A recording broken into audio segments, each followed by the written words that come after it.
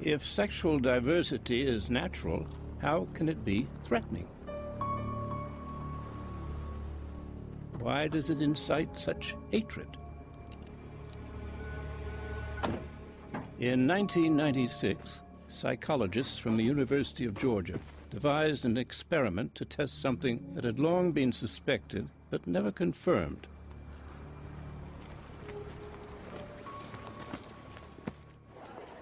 From the pool of undergraduates, they selected 64 young men who all identified as heterosexuals, who had never experienced a homosexual thought or fantasy, let alone a sexual act. One by one, they were invited to take part in a laboratory experiment. What they didn't know was that they had already been divided into two groups on the basis of answers to a questionnaire: the homophobes and those who were laxed about other people's sexuality. The lab had been set up for a screening of homoerotic videos, and on arrival, the volunteers were introduced to a little gadget which would measure sexual arousal. We use penile plethysmography, and I have an example of the strain gauge here. This loop goes around the penis, and as the penis becomes engorged with blood and it becomes erect, it stretches, and we're able to detect those differences in length of the circumference of the gauge. Okay, what I need for you to do is pay attention to the video that we're going to present to you. Then after it's over, I'm going to ask you two questions. On a scale of 0 to 10, how much did that turn you on? And then on a scale of 0 to 10, how much of an erection did you get to that video? Do you have any questions? Okay, we're ready to begin.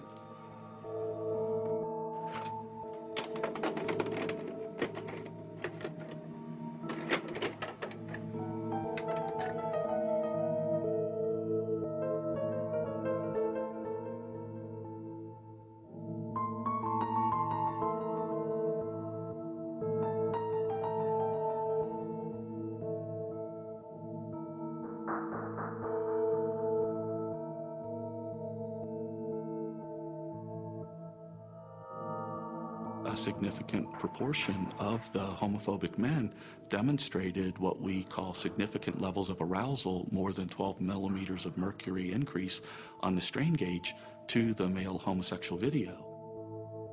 The non-homophobic group, the overwhelming majority of these individuals had no sexual arousal to the male homosexual video. Here was confirmation. Those who are outraged by sexual deviation are often fighting something within themselves. In this particular experiment, the extent of the denial was further underlined by answers given to the question, how much did that video turn you on? Although all participants were sitting there with their pants down and the evidence before their eyes, almost to a man, the homophobes reported no reaction whatsoever to the video.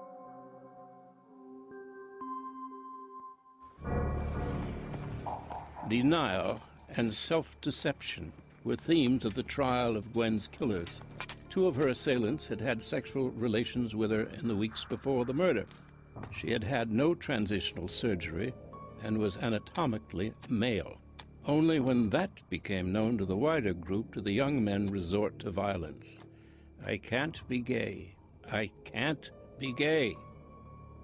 What is it that induces extreme violence to the point of killing someone, against people who are transgender or who are gay? The source of that violence, not always, but very often, comes from adolescent males, and often ones who are the least secure about their own sexuality. People who are comfortable with their own sexuality are not threatened by people of a distinct orientation or distinct practices. Why should you be threatened?